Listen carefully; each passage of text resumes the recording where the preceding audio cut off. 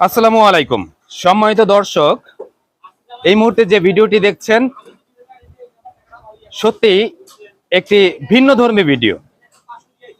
আমাদের সামনে দেখছেন একজন ভাই, তিনি তার একটি পছন্দের ব্যবসা নিয়ে মানুষের মাঝে এসেছেন এবং এই মুহূর্তে আমি ভিডিও ধারণ করছি।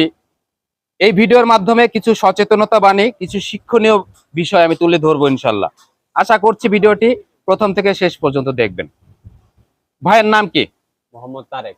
তারেক ভাইয়ের দেশের বাড়ি কোথায়? হবিগঞ্জ জেলা। হবিগঞ্জ জেলা, সুনামগঞ্জ, হবিগঞ্জ, সিলেট বিভাগ। মাশাআল্লাহ। এই যে ব্যবসা করতেছেন, অনেকে বলে জোকার, কিংবা এই ড্রেসটাকে জোকার ড্রেস বলা হয়। আসলে এই ব্যবসা কতদিন যাবত? এই তো প্রায় 5 বছর 6 বছরের মতো। 5-6 বছরের মতন। কি কি বিক্রি করতেছেন? বিক্রি হচ্ছে চানাচুর, চিড়া, তারপর বাদাম, ভালো মানের। এটাকে মূলত বলা হয় ঘটি গরম।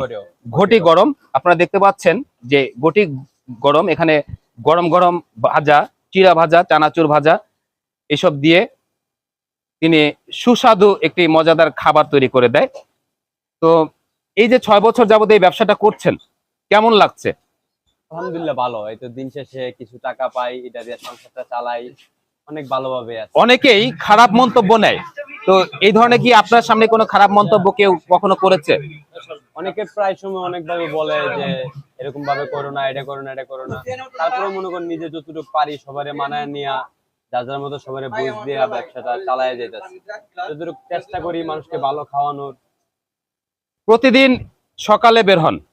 সকালে না, বিকাল 4টা কিংবা অনেক সময় দুপুরবেলাও বের হই। মানে দুপুর থেকে রাত্র 9টা-10টা পর্যন্ত। কিরকম টাকা লাভ হচ্ছে?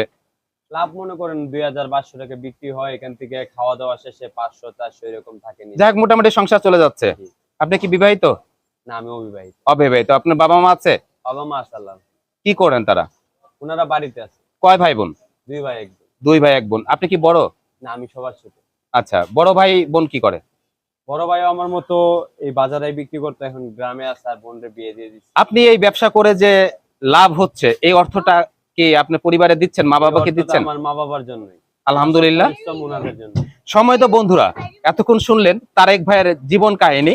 আসলে এই ভিডিওটা এজন্যই করা যে আমাদের সমাজে অনেকেই ব্যবসা করছেন, অনেকে চাকরি করছেন, এবং এই চাকরি ব্যবসার আড়ালে অনেকেই দুর্নীতির সাথে জড়িয়ে পড়ছেন, অনেকে অবৈধভাবে টাকা উপার্জন করছেন।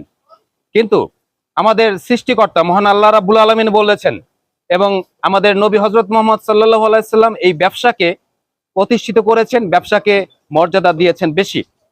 হোক সেটা অল্প পুঁজি, এখানে হয়তোবা 1000 টাকা পুঁজি আছে, অনেক ব্যবসায়ী কোটি কোটি টাকা পুঁজি খাটিয়ে ব্যবসা করছেন। আমি মনে করি সেই কোটিপতি ব্যবসায়ী এবং এই হাজারপতি ব্যবসায়ী দুইজনে কিন্তু ব্যবসায়ী, দিন শেষে ব্যবসায়ী।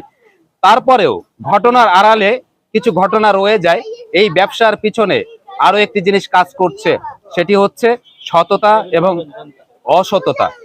তিনি এই দুপুর থেকে রাত অবধি হেঁটে হেঁটে এক এলাকা থেকে আরেক এলাকায় ঘুরে ঘুরে যে পরিশ্রম করে, অনেক সময় মাথার ঘাম পায়ে ফেলে ভিজে রোদ্রে ধুলাবালির ভিতরে ঘুরে ঘুরে মানুষকে বিনোদন দিয়ে, আনন্দ দিয়ে এই যে মজাদার খাবার তৈরি করে দিচ্ছেন ঘটি গরম।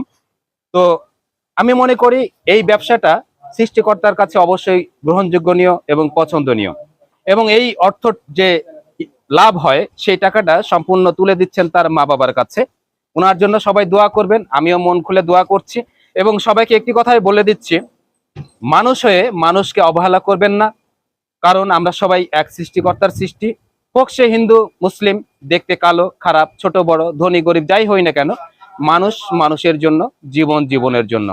আমরা সবাই সবাইকে ভালোবাসবো, আমরা পেশাকে ছোট মনে করব না, সে যে পেশারই হোক না কেন। আমরা সবাই মানুষ, মানুষকে ভালোবাসা দিব, মানুষের পাশে থাকব। তার এই ব্যবসা আরো বড় হোক, আরো প্রতিষ্ঠিত হোক, এবং আরো অনেক বাংলাদেশের বিভিন্ন জায়গায় ছড়িয়ে যাক এই ব্যবসা, সেই দোয়া কামনা করছি। সবাই দোয়া করবেন, তারেক ভাইয়ের পরিবারের জন্য দোয়া করবেন। তারেক ভাই, আরেকটা কথা বলছি শেষ মুহূর্তে, আপনি যে ব্যবসা করতেছেন, আপনার ছোটকালে কি আশা ছিল? ছোটকালে আশা ছিল পড়ালেখা করবো, তারপর ভালো একটা চাকরি নিবো কোনো কোম্পানিতে।